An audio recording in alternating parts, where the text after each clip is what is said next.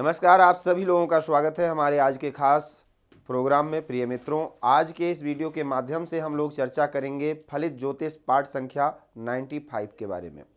और आज इस वीडियो के माध्यम से हम लोग जानेंगे नवम भाव के कारकत्वों के बारे में।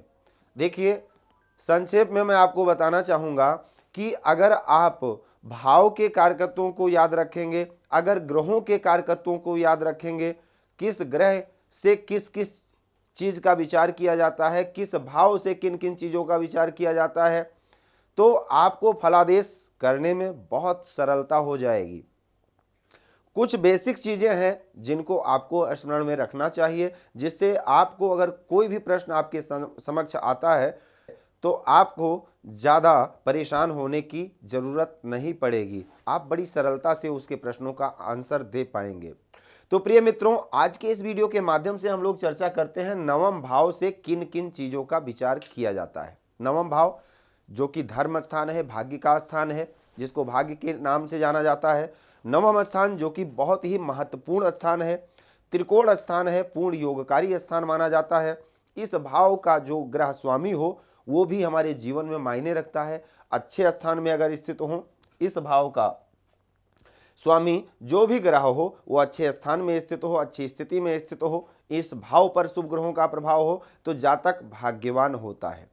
अब इस भाव से हम क्या क्या विचार करते हैं, ये भाव नवम स्थान है और यहाँ से और क्या क्या विचार किया जाता है आप लोगों ने संक्षेप में एक एक शब्दों में जाना है। आज विस्तार से हम लोग समझते हैं। पहले नंबर पर तो ये याद रखिए कि ये भाव यहाँ पर 9 नंबर भी लिखा हो सकता है, 10 भी हो सकता है, 1 भी हो सकता है। जिस लगन की पत्रिका बनेगी वही नंबर यहाँ पर आ जाएगा, उससे हमें मतलब नहीं है। जो नंबर आएगा, जैसे मान लीजिए मेष लगन की पत्रिका हमने बना रखी है तो यहाँ पर 9 नंबर आया तो इसके स्वामी देवगुरु बृहस्पति हो जाएंगे, यानी धनु राशि है। धनु राशि है तो नवम भाव के स्वामी गुरु हो जाएंगे। लेकिन अगर मान लिया 1 नंबर आ जाए यहाँ पर, तो 1 नंबर के जो स्वामी होंगे वो सूर्य होंगे। लेकिन हमें इस भाव में जो अंकित राशि है उससे मतलब नहीं है, मात्र इस भाव से मतलब है। हम जो बता रहे हैं इस भाव से संबंधित बता रहे हैं, इस भाव के कारकत्व, इस भाव से किन किन चीजों का विचार किया जाता है। तो पहले नंबर पर इसको भाग्य भाव कहा जाता है। नवम भाव है, यहां से अगर गिनती प्रारंभ करेंगे, पहला, दूसरा, तीसरा, चौथा, पांचवा, छठा, सातवां, आठवां और नौवां, ये नवम भाव है। और यहां से हम अपने भाग्य का विचार करते हैं, हम अपने धर्म का विचार करते हैं, हम कितना धार्मिक हैं, धर्म कर्म। देखिए, किसी भी भाव विशेष की विवेचना करने के लिए आपको उस भाव के तीनों त्रिकोणों को देखना है, उसके केंद्र को देखना है, बहुत अच्छा फलादेश कर पाएंगे आप। जैसे मान लीजिए नवम भाव का फलादेश कर रहे हैं तो नवम से अगर देखा जाए तो 5वां लग्न है और 9वां पंचम है, ये त्रिकोण हो गया। और यहां से 1 2 3 4 चौथा ये है, और 5 6 7 सातवां तीसरा भाव है, 8 और 9 9वां पंचम भाव है, 10वां है छठा भाव। तो इस तरह से केंद्र और त्रिकोण को जब उस भाव से केंद्र और त्रिकोण को जब निकालेंगे तब आपको बहुत सरल हो जाएगा उस भाव का फलादेश करना। इसको आप किसी भी पत्रिका में किसी भी भाव का फलादेश करते समय आप इस बात का जरूर ध्यान रखें कि हम किस भाव का फलादेश कर रहे हैं, वहां से त्रिकोण क्या है, केंद्र कौन कौन से भाव हैं और उनकी स्थिति कैसी है। बहुत ही सटीक आपको आंसर मिलेगा। तो नवम भाव जो कि धर्म स्थान है, आप अभी संक्षेप में समझेंगे कि कैसे केंद्र और त्रिकोण को लिया जाता है या किन किन बातों को अगर बताया गया तो क्यों बताया गया। जैसे कि ये भाग्य स्थान है, ये धर्म स्थान है। भाग्य स्थान इसलिए है क्योंकि यहां से 9वां स्थान है, ये भाग्य स्थान है, पिता का स्थान भी माना जाता है यहीं से। और ये पंचम स्थान जो कि प्रारब्ध, यहां से हम अपने प्रारब्ध का विचार करते हैं। और इसका ये 5वां है, पंचम से पंचम और नवम से नवम पंचम, यानी 9 और पंचम दोनों को विशेष रूप से देखा जाता है भाग्य को देखने के लिए। नवम से नवम पंचम भाव और पंचम से पंचम नवम भाव, इसलिए 9 और पंचम का बहुत ही बड़ा सहयोग होता है हमारे भाग्य का फलादेश करने में। इनकी स्थिति अच्छी होनी चाहिए। पंचम भाव ये बताता है कि हम प्रारब्ध में क्या लेकर के आए हैं, कितने हमारा बैंक बैलेंस कितना है पुण्य का, पाप कर्म कितने हैं कर्म के। तो इसका विचार देखिए, कुछ लोगों का कहना है कि खाली हाथ आए हैं खाली हाथ जाना है। ऐसा नहीं है, आप अपने भाग्य को लेकर के आए हैं और अपने कर्म को लेकर के जाएंगे। भाग्य को लेकर के आए हैं और कर्म को लेकर के जाएंगे। इस बात का विशेष रूप से ध्यान रखें, जो कि दिखाई नहीं देता है। ये माया नगरी है। धन को अगर आप समझते हैं मकान बना लिया, धन बना लिया, ये इससे मतलब नहीं है। एक ऐसा बैंक बैलेंस है, ऐसी शक्ति है, ऐसा पुण्य है, जिसको आप जितना अधिक से अधिक मात्रा में एकत्रित करेंगे उतना ही आपका जीवन सुखमय होगा। उसको हम पंचम और नवम से विचार करते हैं।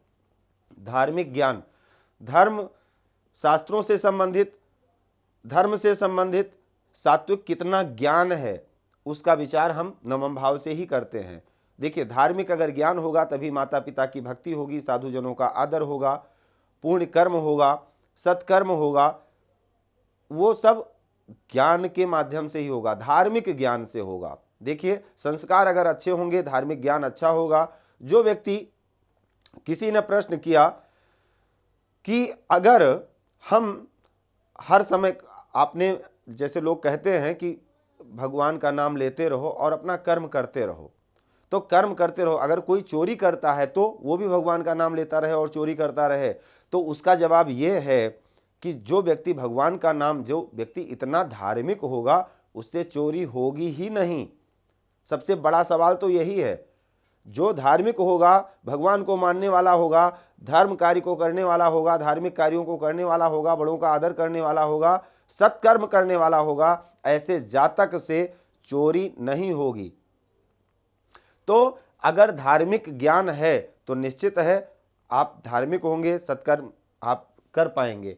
धार्मिक यात्रा, तभी धार्मिक यात्रा होगी जब धार्मिक होंगे। दूसरे नंबर पर तप, आप तपस्या कितना कर सकते हैं, वह आपकी साधना कितनी अच्छी है, इसका विचार भी नवम भाव से किया जाता है। गुरुजनों का आदर, देखिए आपकी प्रवृत्ति, आपका जो स्वभाव है, आपका जो नेचर है, वो अगर धार्मिक होगा तभी आप गुरुजनों का आदर भी कर पाएंगे। अन्यथा इसका उल्टा भी कर सकते हैं, निरादर। धार्मिक और अधार्मिक, यानी आस्तिक या नास्तिक, दोनों में से एक लागू होगा यहाँ पर। या तो व्यक्ति धार्मिक होगा या नास्तिक होगा, तो दोनों में से एक फलादेश आपको इसी भाव से मिलेगा। धार्मिक ज्ञान को जानने वाला होगा या धर्म का मजाक बनाने वाला होगा, दोनों में से एक तो जरूर होगा। दूसरे नंबर पर धार्मिक यात्रा, अब या तो धार्मिक यात्रा करेगा या फिर गोवा घूमेगा। दूसरे नंबर भोग से संबंधित अपनी यात्रा करेगा। गुरुजनों का आदर, औषधि, देखिए औषधि का विचार भी अगर देखा जाए तो नवम स्थान से करते हैं। पिता का धन, पिता का धन, पिता कितने धनवान होंगे। देखिए, धर्म स्थान यही है और पिता के धन का भी विचार यहीं से किया जाता है। संतान, अब पंचम भाव अगर संतान बताता है, पंचम भाव से हम संतान की विचार करते हैं, तो पंचम से पंचम है, ये नवम भाव है, तो इसलिए संतान का विचार करते समय नवम भाव को भी देखना चाहिए। पंचम से पंचम की स्थिति क्या है, या गुरु संतान के कारक है, तो गुरु से पांचवें की स्थिति क्या है। पांचवी राशि कालपुरुष पत्रिका में पंचम भाव में आती है, इसलिए पांचवी राशि की स्थिति क्या है, पांचवी राशि के स्वामी सूर्य की स्थिति क्या है। इतना सारा कुछ देखने के बाद अपने आप और पंचम भाव और नवम भाव, भावेश और कारक की स्थिति क्या है, इतना देखेंगे, अपने आप समझ में आ जाएगा संतान की स्थिति क्या है। ऐश्वर्य, हमारा ऐश्वर्य कैसा होगा, क्यों, क्योंकि ये तीसरा स्थान है जो पराक्रम का स्थान है, और इसका ये 7वां है, इसलिए ये इसका पूरक होगा। इसलिए हमारे ऐश्वर्य में भाग्य हमारा सहयोग करेगा। देखिए, स्वाभाविक सी बात है, अगर भाग्य अच्छा है, धन अच्छा होगा, तो स्वाभाविक सी बात है हम अपने ऐश्वर्य के लिए कुछ अच्छा कर सकते हैं, कहीं बड़ा डोनेट कर सकते हैं। मंदिर, धर्मशाला, शिवालय, यज्ञ अनुष्ठान आदि बड़े कार्यों में, बड़े प्रयोजनों में बढ़ चढ़ करके हिस्सा लेंगे, अपने आप हमारा नाम हो जाएगा। या ऐसा भी कह सकते हैं, जब हम सामर्थ्यवान होंगे तभी कुछ बड़ा समाज के लिए भी कर सकते हैं। या किसी विशेष पद प्रतिष्ठा की प्राप्ति कर सकते हैं, जिससे हमारा नाम हो, हमारा ऐश्वर्य हो। तो ऐश्वर्य का भी विचार यहीं से किया जाएगा। ब्रह्म ज्ञान कितना अच्छा है, आपका अंतर्मन का जो ज्ञान है, ब्रह्म और जीव का जो ज्ञान है वो कितना है। वैदिक यज्ञ, वैदिक अनुष्ठान, पूजा पाठ आदि इत्यादि जो भी है उसमें दान करना, इसका भी विचार नवम भाव से ही किया जाएगा। नम्रता, देखिए क्रूरता है या नम्रता है, आपके व्यक्तित्व के ऊपर डिपेंड करता है। ये लग्न का 9वां भाव है, ये लग्न का त्रिकोण है।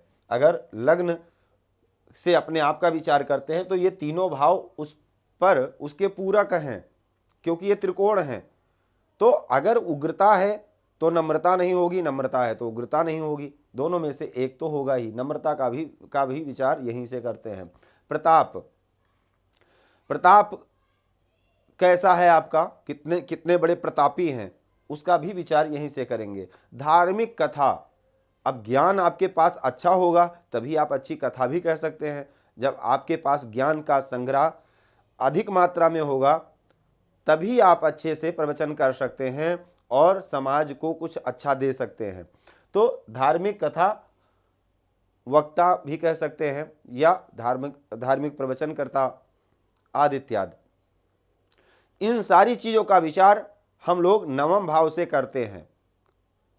ये नवम भाव के कारकत्व हैं। इन सभी प्रश्नों का उत्तर आपको नवम भाव से मिलेगा। अब ये भाव के कारकत्व हैं, आपको इसको बहुत अच्छे से याद रखना है। नवी राशि से नहीं देखना है, ये नवे भाव से देखना है। इस भाव से इन सारी चीज़ों का विचार करना है। तो आज के लिए सिर्फ इतना ही। हम लोग बहुत जल्द 100 पाठ कंप्लीट करने वाले हैं और हमें उम्मीद है कि अगर आपने एक से लेकर क्रमबद्ध तरीके से आपने पाठ को अध्ययन किया है तो निश्चित है आपको बहुत कुछ समझ में आ रहा होगा। आज के लिए सिर्फ इतना ही। जय सिया राम। भूमि, भवन, वाहन, धन संपत्ति, शादी, व्यापार एवं संतान आदि से संबंधित समस्याओं से हैं परेशान और चाहते हैं उसका संपूर्ण निदान, तो ज्योतिर्विद अमरीश तिवारी जी से तुरंत संपर्क करें। हमारे संपर्क सूत्र हैं 9718504998। हमारे यहाँ वैदिक ब्राह्मणों के द्वारा सभी प्रकार के पूजा पाठ, कर्मकांड, यज्ञ अनुष्ठान, विवाह, गृह कलेश, काल सर्पदोष व नवग्रहों की पूजा आदि कराई जाती है। हमारे यहाँ सभी प्रकार के यंत्र, राशि रत्न, कवच, जन्मपत्री एवं रुद्राक्ष सिद्ध किए जाते हैं।